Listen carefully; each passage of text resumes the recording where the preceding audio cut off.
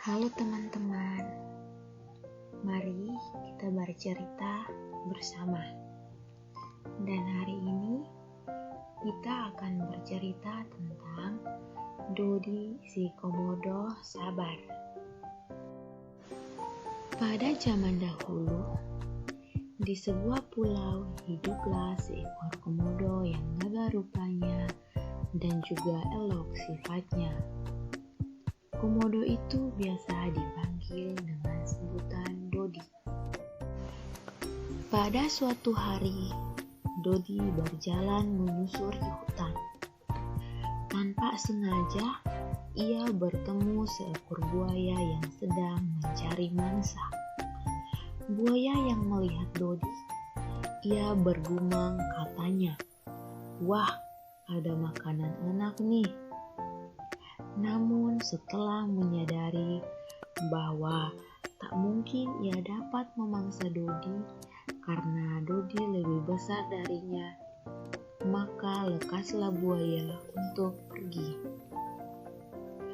Saat buaya mulai memalingkan tubuhnya untuk pergi, Dodi tiba-tiba melihatnya dan langsung memanggilnya, "Buaya!" Buaya yang mendengar langsung menoleh. Kemudian Dodi berjalan perlahan mendekati buaya. Teman-teman, ini adalah gambar Dodi yang bertemu dengan buaya di hutan dan bercakap-cakap dengan buaya. Saat Dodi berjalan mendekati buaya, ia sambil berkata, "Sedang apa kau di sini? Tidak biasanya kau keluar kolam seperti ini." Buaya lalu menjawab, "Aku ingin mencari udara segar." Sambil ia membalikkan tubuhnya dan menghadap ke arah Dodi. Jawab Dodi, "Bukankah di kolammu itu sudah cukup sejuk?"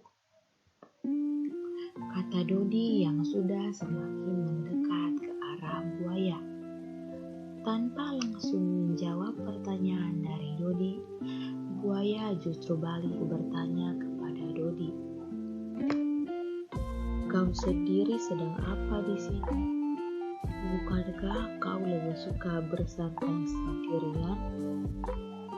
Dodi menjawab dengan santai, "Suka-sukaku saja.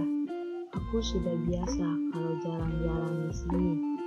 Yang patut dipertanyakan itu kau, karena kau biasanya di dalam kolam, dan kalaupun keluar, pasti tidak jauh dari kolam itu, kan?" Kata-kata Dodi itu seakan-akan menyuruh buaya untuk diam dan juga seolah menyuruhnya pergi tanpa menghiraukan apa yang dikatakan Dodi. Namun, itu seolah tidak mengganggu Dodi sama sekali, sehingga ia tetap santai dan melanjutkan perjalanannya. Dalam melanjutkan perjalanannya menyusuri hutan yang sangat sunyi, tiba-tiba Dodi mendengar kicauan burung kecil yang sedang belajar terbang di dahan-dahan pohon. Dodi kemudian menghentikan langkahnya dan berdiri di bawah pohon sambil melihat burung kecil itu. Burung kecil yang melihat Dodi langsung hinggap di sebuah ranting dan diam sambil menatap ke arah Dodi dengan wajah panik. Dodi merasa bingung dan bertanya dalam hati, "Kenapa burung itu tiba-tiba berhenti? Padahal aku hanya ingin melihatnya saja." Sambil terus melihat ke arah burung kecil itu, Dodi seakan betul-betul kebingungan. Tapi beberapa saat kemudian, burung kecil itu meneteskan air matanya. Ia menangis. Keadaan itu makin membuat Dodi bingung Dia lalu mencoba menanyakan sebab mengapa burung kecil itu menangis. "Mengapa kau bersedih? Apakah kamu kesakitan?" tanya Dodi dengan pelan. Namun, pertanyaan Dodi itu seakan membuat burung kecil itu semakin takut. Dengan suara gemetar, burung itu memanggil induknya. "Ibu," kata burung kecil itu dengan nada ketakutan. Karena rasa penasaran yang memenuhi pikiran Dodi, kemudian ia bertanya lagi pada burung kecil itu. Katanya, "Kenapa dengan ibumu? Di mana dia?" Burung kecil itu terdiam sambil terus menangis. Karena Dodi merasa kasihan pada burung itu, ia pun mulai berusaha menghiburnya. Dodi lalu bernyanyi untuk burung itu. Ternyata usahanya hampir saja berhasil. Burung kecil itu langsung diam, tapi ia masih kelihatan ketakutan. Teman-teman, ini adalah gambar Dodi yang bertemu dengan burung kecil itu di hutan. Saat Dodi melihat burung kecil itu masih kelihatan ketakutan, Dodi pun mulai mengajak si burung bercerita. Dodi berkata, "Aku punya sebuah cerita untukmu.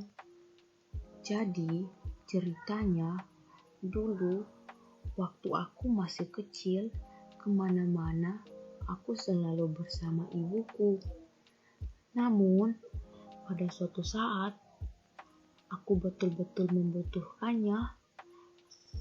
Saat itu bertepatan dengan waktunya dia sibuk dengan urusan pekerjaannya, sehingga aku dituntut untuk menyelesaikan permasalahanku sendiri.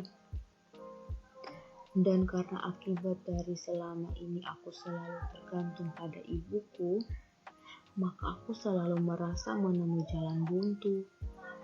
Tapi ibuku selalu tidak respon denganku, sehingga aku kebingungan dan memutuskan untuk berusaha sendiri tanpa bantuan dari ibuku.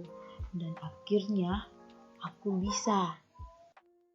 Setelah mendengar cerita itu, si burung kecil langsung tersipu dan diam. Lalu dengan wajah sedih ia mulai berkata, "Ibuku menyuruhku sendiri berlatih untuk bisa terbang sendiri, karena ia sedang pergi mencari makan untuk kami." Lalu ia melanjutkannya lagi, "Apa mungkin ibuku juga ingin aku mandiri?" Dodi kemudian menjawab, "Semua terserahmu saja. Aku kan hanya menceritakan kepadamu." Kemudian Dodi langsung pergi meninggalkan burung itu dan melanjutkan perjalanannya berkeliling hutan tersebut. Selesai. Jadi teman-teman, cerita kita cukup sampai di sini ya. Saya minta maaf jika ada kata yang kurang berkenan atau masih banyak kekurangan dalam cerita ini. Sampai jumpa lagi nanti. Tetaplah membaca, jangan membaca di koma, membacalah sampai